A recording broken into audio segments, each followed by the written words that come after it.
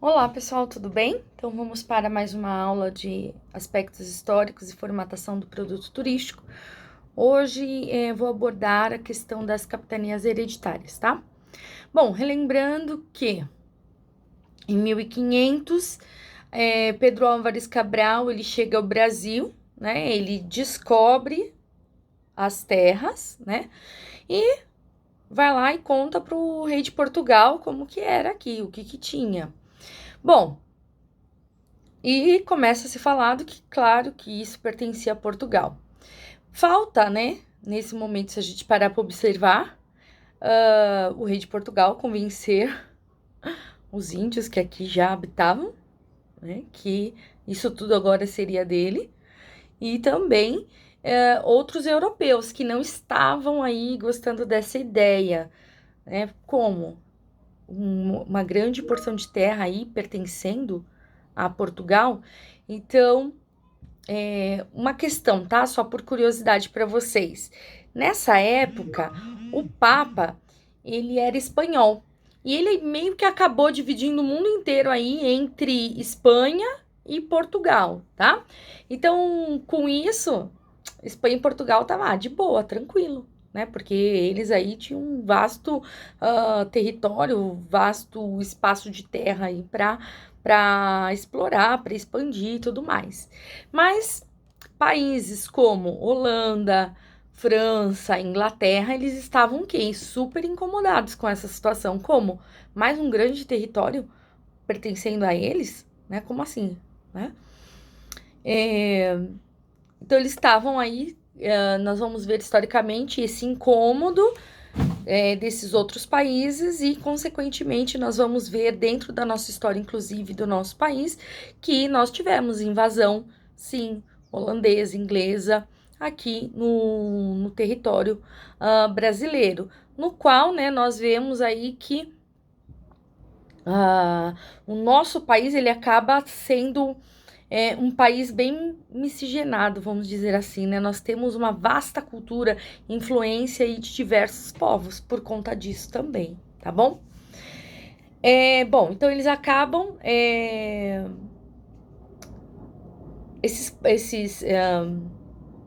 tanto Portugal quanto a Espanha, tá?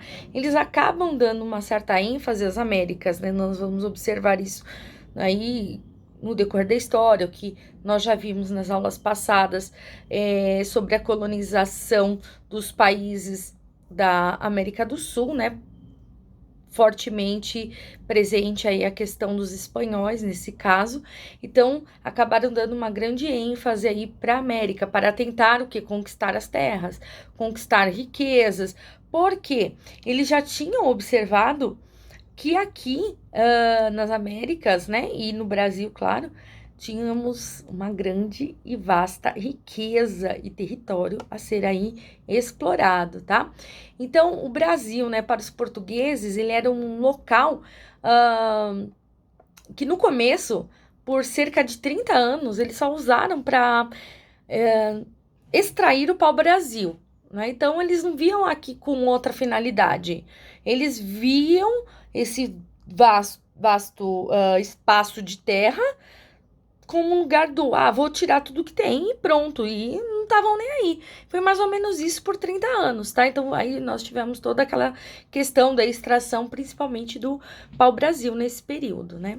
Então, depois, o rei de Portugal, ele começa a observar, ele começa a ver que ele tinha um vasto espaço de terra e ele também já tinha que tomar cuidado, porque aqui já tinha aquela questão dos espanhóis que já estavam aqui, e ele tinha que explorar todo esse território brasileiro, né? Que era não, né? Nós somos infinitamente maior do que Portugal, tá? Então, ele tem essa noção que ele precisa explorar, que precisa dar uma direção, só que não tinha recursos financeiros para tal, né? Então, com isso, o que, que ele começa a fazer? Eu preciso povoar esse lugar. Eu não tenho dinheiro. O que eu vou fazer agora, né? E aí ele começa a ter essa visão de plantar, de desenvolver a questão do açúcar. e de plantar cana-do-açúcar. Então, ele precisava, né, de dinheiro para ocupar esse espaço, para ocupar, né, o país, né? E, consequentemente, ele colocaria pessoas aqui para trabalhar. Então, ele teria dinheiro e teria pessoas tomando conta para que não houvesse aí uma invasão por parte de outros países e tudo mais, porque ele precisava expandir o território, tá? Então, aproximadamente lá para o ano de 1534, o rei Dom João III, na época conhecido aí como colonizador, ele coloca vários donatários para ocupar o Brasil, né? E ele divide o Brasil em territórios. Só que no primeiro momento, ele teve vamos chamar assim de projeto piloto, que foi a capitania de São Vicente, que o primeiro donatário a tomar conta, né, dessa capitania, né, foi Martim de Souza. Então, ele usa aí a capitania de São Vicente como um primeiro projeto piloto, ele vê que dá certo, e aí ele começa a expandir essa ideia para todo o território, tá? Então, o que é um donatário? Donatário é uma pessoa que recebe uma doação, né? Então, os donatários das capitanias hereditárias, eles foram administradores de grandes extensões de terra, grandes extensões de território, que eram chamadas de capitanias hereditárias, tá? Era uma forma de administração do território colonial português, né, nesse período. Ela era formada, como que foi dividida essas capitanias, né? Formada por faixas de terra, foi dividido em 15 faixas de terra, né? E essas faixas de terra, elas partiam do litoral, né, para o interior, tá? E ela era comandada por quem? Pelos donatários, né? Então, essa posse era passada de pai para filho, por isso que era chamada de capitania hereditária, né? Então, os primeiros donatários que foram convidados pela coroa portuguesa eram pessoas que tinham certa proximidade aí das pessoas que lidavam aí, estavam engajadas dentro da coroa portuguesa. Então, a terra, para a gente entender, tá? A terra não era do donatário. Ele morava lá, ele vivia lá, ele gerava dinheiro, tá? Porém, essas terras, elas pertenciam ao rei. E o rei podia tirar aquele donatário da terra a hora que ele quisesse, no momento que ele quisesse, né? Então, o donatário, ele recebia quando ele era convidado, né, para ser o donatário, ele recebia uma carta, um documento, né, no qual esse documento ele tinha muito bem estabelecido, tinha regras, né, o que ele, enquanto donatário, ele poderia fazer naquela terra e o que ele não poderia fazer naquela terra, né? Então, o país todo, como eu disse para vocês, ele foi dividido em 15 lotes, ou seja, 15 capitanias hereditárias. Mas, dentro de toda a história das capitanias hereditárias, nós tivemos duas capitanias que tiveram muito sucesso, que deram muito certo, que foi a primeira capitania, que foi a capitania de São Vicente, teve um grande sucesso, que foi aí o projeto piloto inicial, que eu falei para vocês, e a segunda capitania foi a capitania de Pernambuco, foram as que mais deram certo. Por que as outras não tiveram tanto êxito, não tiveram, num primeiro momento, tanta visibilidade, vamos dizer assim? Porque esses donatários, quando eles vinham para o Brasil, para serem os donos dessas grandes terras, né? Eles eram convidados aí para ser donos de grandes terras, eles tinham aquela ilusão, assim, que ia ser tudo fácil, né? Quando eles viam o que eles tinham em mãos, era algo surreal, era algo muito grande que despendia muito dinheiro para eles também, né? E esses grandes donos de terra, eles vinham aqui pro Brasil não porque eles acharam legal, não porque, tipo, uau, um país novo, bacana, não, gente, aqui era tido como um lugar perigoso, né? Tinham que os nativos, os índios, não falavam o mesmo idioma, você corria o risco, sim, de ser morto, enfim, então era tido como um lugar muito perigoso. Mas eles iam para cá porque já lá em Portugal eles não tinham grandes coisas. Eles eram os nobres, mas não tão nobres assim, entendeu? Eles já não tinham muitos recursos lá. E aí, quando eles chegavam aqui, quando eles vinham para cá, eles não tinham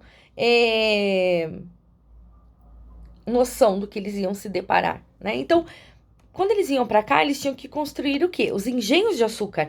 Os engenhos de açúcar, aquelas grandes fábricas de açúcar. E para você construir um engenho, você precisava de muita grana, né? E aí, com isso, fora o dinheiro que eles precisavam, nem todos eles conseguiam ter esse dinheiro e tinha, assim, outras dificuldades fora o dinheiro. Por exemplo, claro, uma das dificuldades é a falta de dinheiro para a construção do engenho, mas depois, quem eles iam colocar para trabalhar nesses engenhos? Eles já tinham um grande problema com os índios, porque os índios eles resistiram tudo que eles puderam aos colonizadores. Então, eles tinham já esse outro entrave, a falta de dinheiro, não tinham quem colocar para trabalhar nesses engenhos, e aí eles precisavam pedir ajuda, na maioria das vezes. E aonde que tinha essa ajuda? Em Portugal. Então, eles tinham duas opções: ou pegavam um navio e ia até Portugal, ou eles faziam uma carta e mandavam para Portugal. Só que demorava meses para chegar em Portugal. Então, muitas vezes, quando essa ajuda chegava aqui, ou o responsável pelo engenho já estava morto, aquilo já tinha sido abandonado, enfim. Muitas vezes a ajuda chegava aqui e já era, já a desgraça, vamos dizer assim, já estava feita, né? Não tinha muito o que ser feito, né? Então, demorou para que o rei ele se ligasse que precisava ter uma ajuda local, né? Que precisava, que era necessário que se tivesse um órgão que intermediasse, que centralizasse toda a questão política, econômica que estava sendo desenvolvida aqui, né? Porque até então estava tudo em Portugal. Então, era meses de viagem e de volta. Então, isso se tornou inviável. Então, demorou para o rei de Portugal ele se ligar que precisava ser feita uma coisa pontual. Então, porém, o rei ele só vai se atentar a isso em meados de 1549, que é nesse momento que o rei ele cria aqui no Brasil o que é chamado governo geral, que ficou na cidade de Salvador. A cidade de Salvador ela foi a primeira capital da colônia, tá? Então, a primeira capital do Brasil, né? Acabou sendo aqui. E esse governo geral, ele foi administrado por quem? Por Tomé de Souza, né? Que somente a partir daí as capitanias hereditárias conseguiram se desenvolver um pouco melhor, porque já tinha um respaldo maior, tinha alguém que centralizava o comando aqui, né? Então, as capitanias hereditárias, elas foram extintas, deixaram de existir no ano de 1821, ou seja, um ano antes da independência do país, da independência do Brasil, tá bom? Quem foi o primeiro governador geral, tá? Então, o primeiro governador geral foi Tomé de Souza, né? Ele era primo de Martim Afonso de Souza, que foi o primeiro donatário da capitania de São Vicente, tá? Tomé de Souza, ele nasceu no ano de 1503, ele foi uma figura importante aí dentro do cenário político da corte portuguesa, né? Ele tinha o seu passado profissional, ele era militar e ele acabou aí recebendo grande destaque por se tornar o primeiro governador-geral do Brasil, né? Ele foi nomeado no dia 7 de janeiro do ano de 1549. E ele ficou aqui no cargo até o ano de 1553. Pessoal, estarei online aqui na plataforma Teams. Qualquer dúvida sobre capitanias hereditárias, é só me chamar. Beijos a todos.